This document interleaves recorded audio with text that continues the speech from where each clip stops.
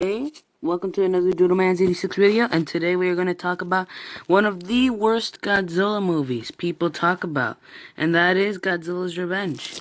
Today I will talk about why you may hate it and maybe try to defend it. So, with that in mind, let's get on with the... So, starting off, I'm not going to list these in number and orders. I'm just more or less going to speak of these.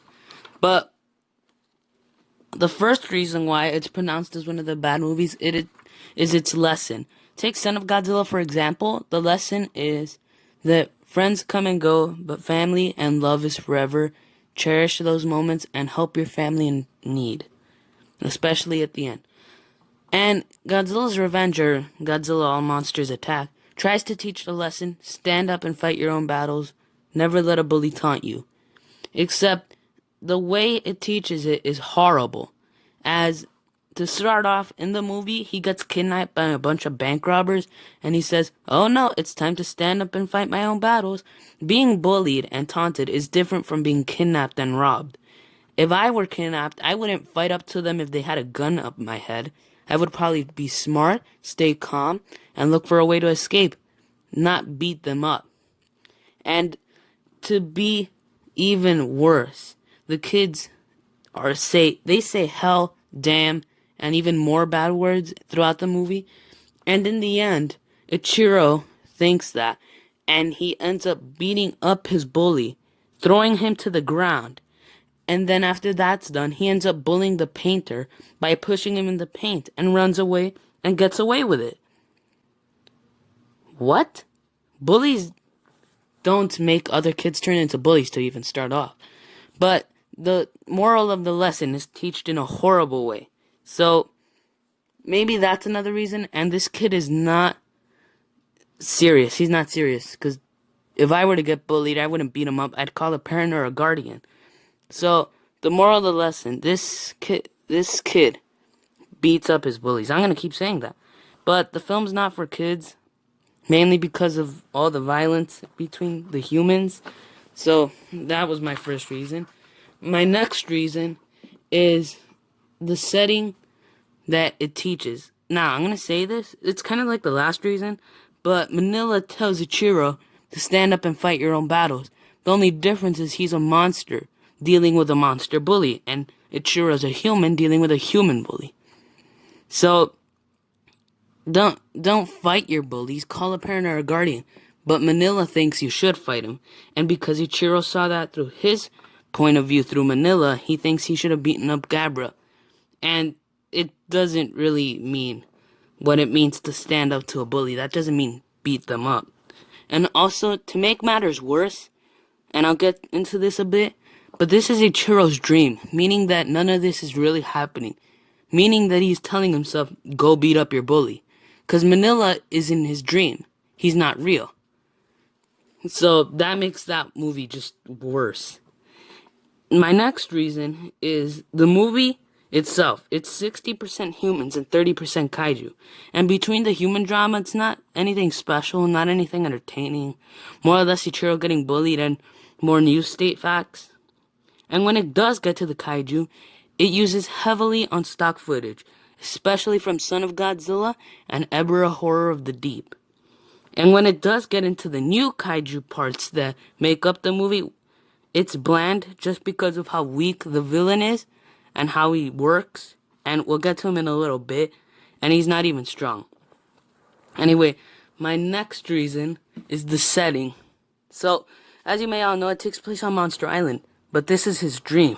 So, this means that the setting didn't feel right because we weren't welcomed into it. So, the kid just dreams he's on a plane, no one's piloting, and then as soon as he wakes up, poof, he's in Monster Island. We're not welcomed. We don't get to be told anything. We didn't even know it was going to be on Monster Island if it wasn't for the trailers.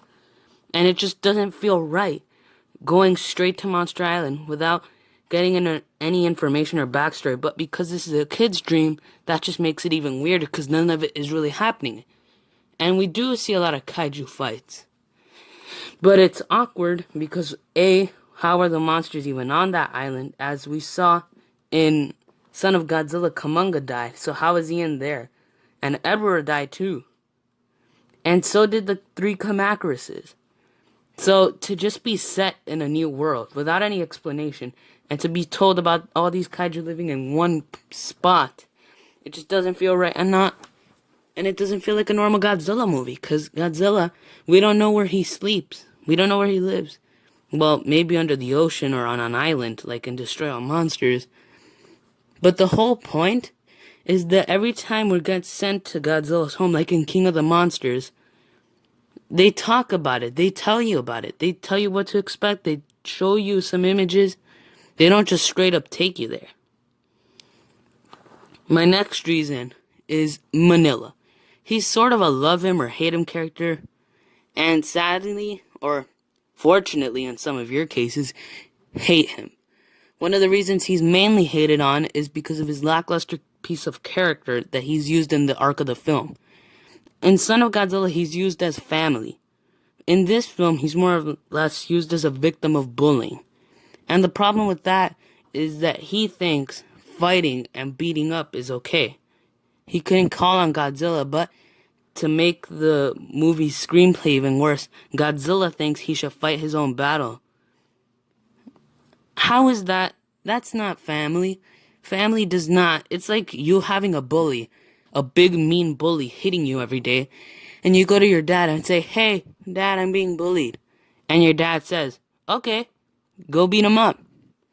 He doesn't train you. He doesn't even tell the teachers, no, not one. He doesn't even do it himself. He just lets you go on your own. And at the same time, Manila is annoying to most people because of his voice and because his powers aren't really even useful. And in the final battle, he just ends up running around while Ichiro tries to help him make him a trap. So he doesn't really beat him. He just ends up returning him into submission.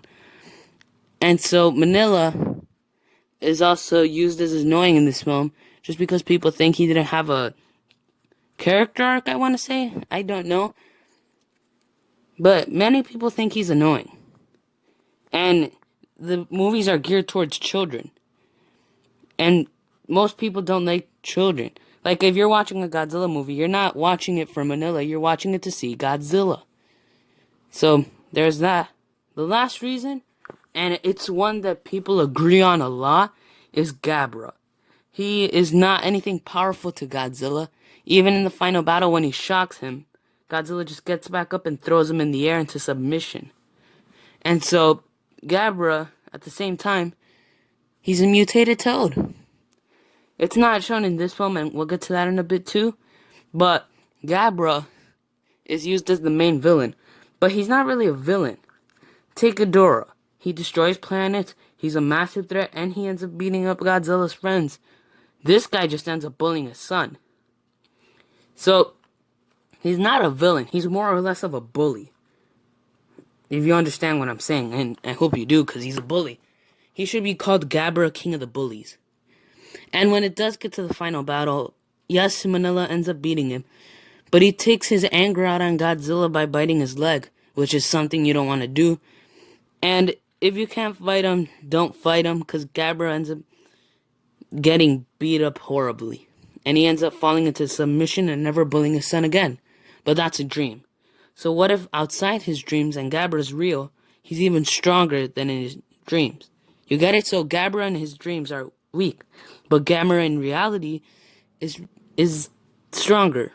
So, taking the fact that Gabara's not a villain, he's a bully who just ends up bullying Manila just to watch him suffer and laughing in the end.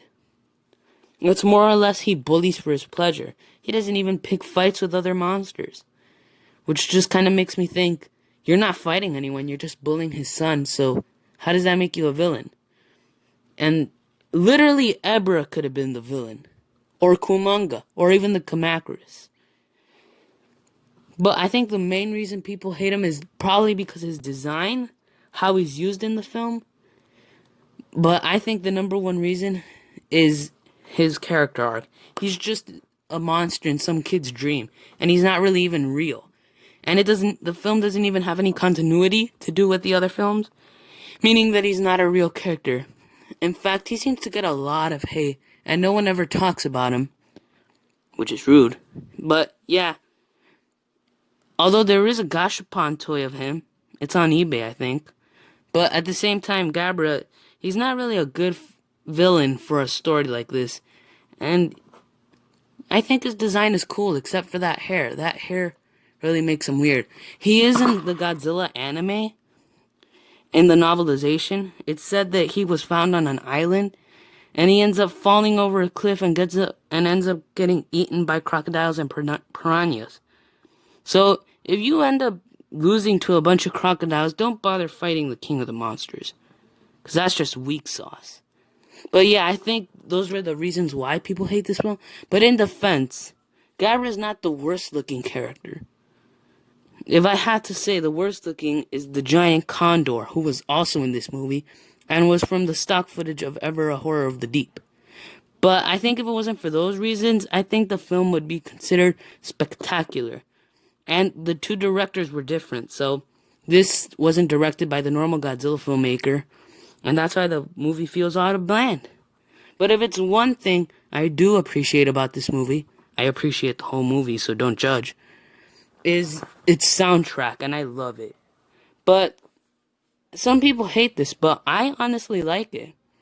I don't think the human parts are good, but at least the kaiju fights are nice. They do try to edit out Manilla in the Kumonga fight, but you can still see him in the end, so that kind of sucked. But it's okay, because the film was still good anyway. So there's my opinion on Godzilla's Revenge, or Giant Monsters All Out Attack. I'm sorry guys, this is a recording. Bye bye, I love you all. Mwah. Stay safe and peace out.